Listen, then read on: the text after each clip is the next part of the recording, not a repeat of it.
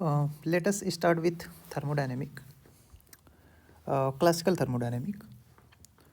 Uh, we will study in statistical mechanics that if we want to define the state of any system, then we have to study the microscopic constituent of that system. I means if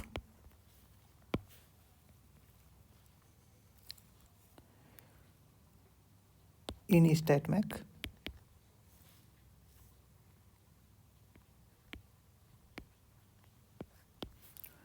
if we want to describe the state of that system, then we have to study about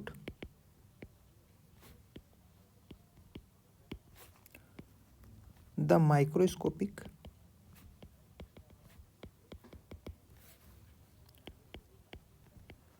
constituents of that system. But in case of classical thermodynamic,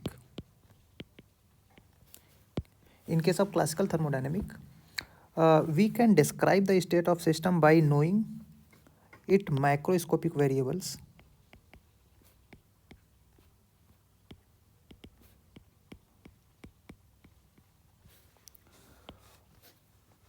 If we have a system,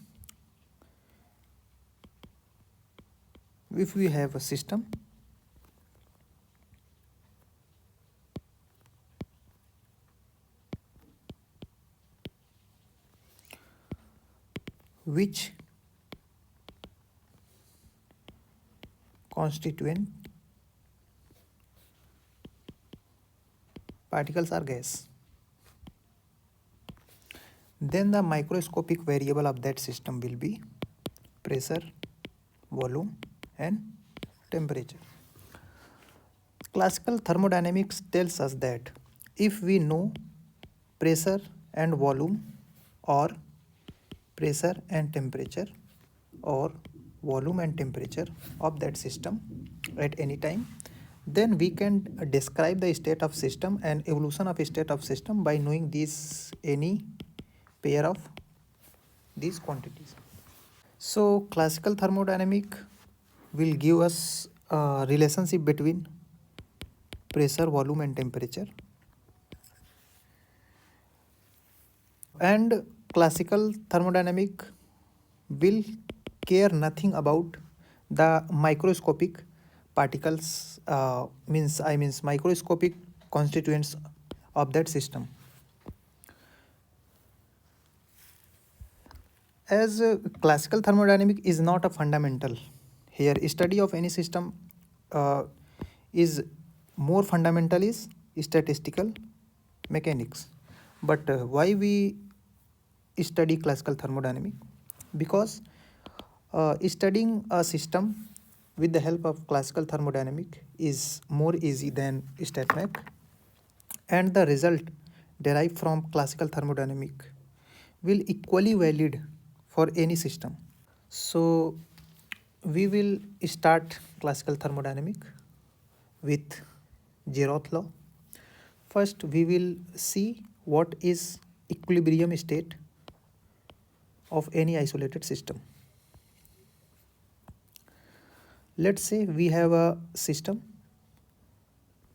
which is evolving with time and isolated from its surrounding. Isolated means this system will not exchange heat, particles, or any thermodynamical variable which will describe the state of that system. So as time passes, the thermodynamical variables, microscopic variables like pressure, volume, and temperature changes with time.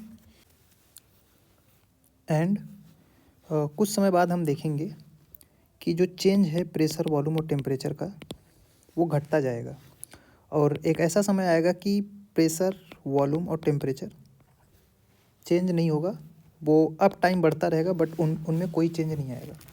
अब इस state को हम बोलेंगे उस system का equilibrium state.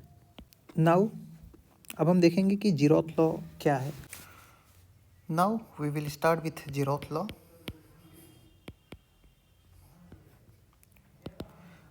Zeroth law state that equilibrium is a transitive property. Transitive property means if A is equal to C and C is equal to B, then A will be is equal to B by same property.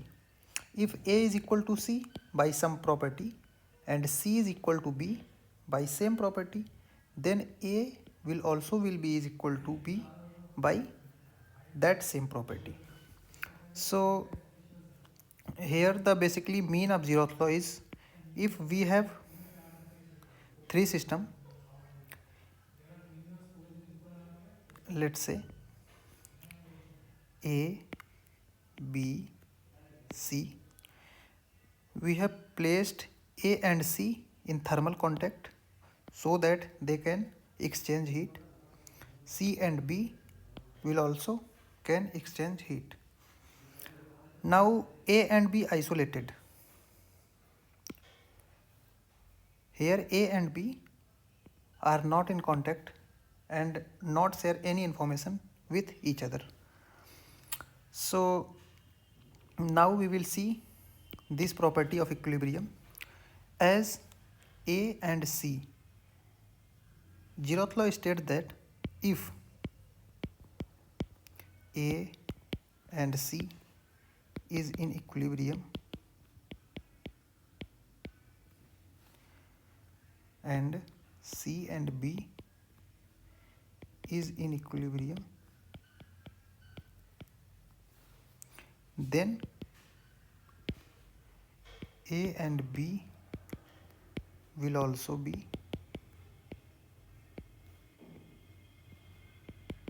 in equilibrium.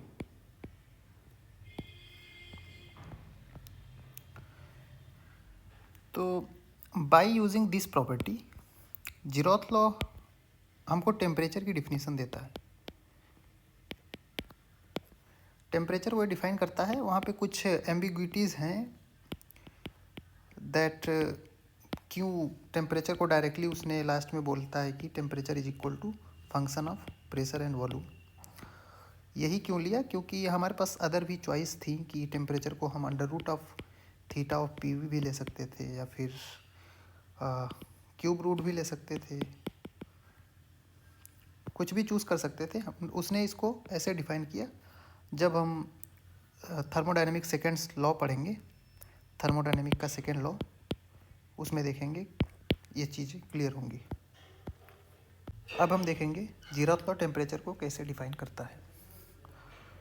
Let's say हमारे पास system वही है ए और सी जो एक दूसरे के equilibrium पे है।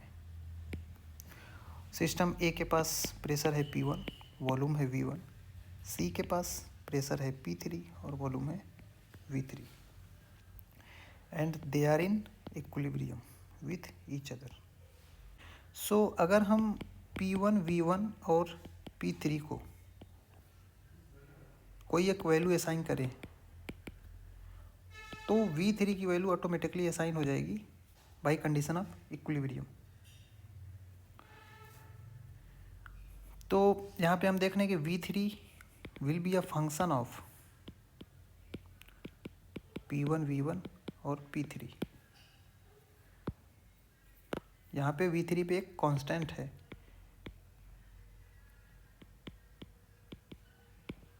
कि V3 वेरी नहीं करेगा और टोटली डिपेंड करेगा वेरिएशन ऑफ P1, V1 और P3 पे।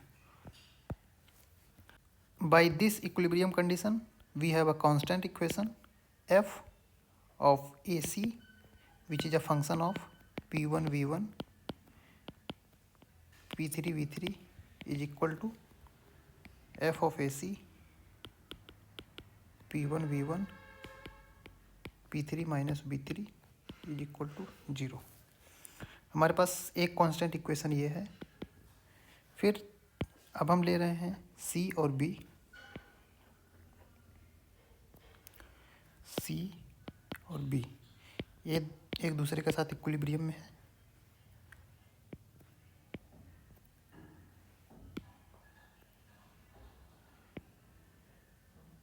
एक दूसरे के साथ इक्विलिब्रियम में है और यहाँ से भी हम एक कांस्टेंट ड्राइव करेंगे बाई सेम पी, इसका प्रेशर है P2V2 ऑफ CB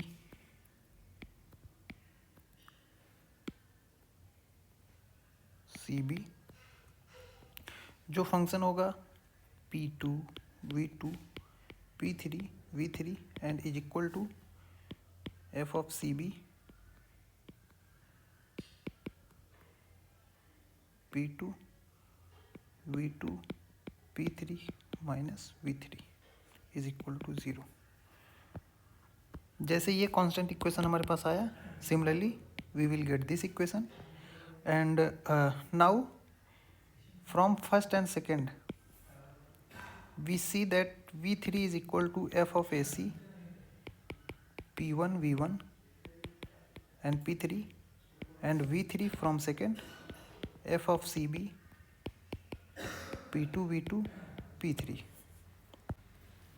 अब यहाँ पे V3 A और C, A और B को कनेक्ट कर रहा है।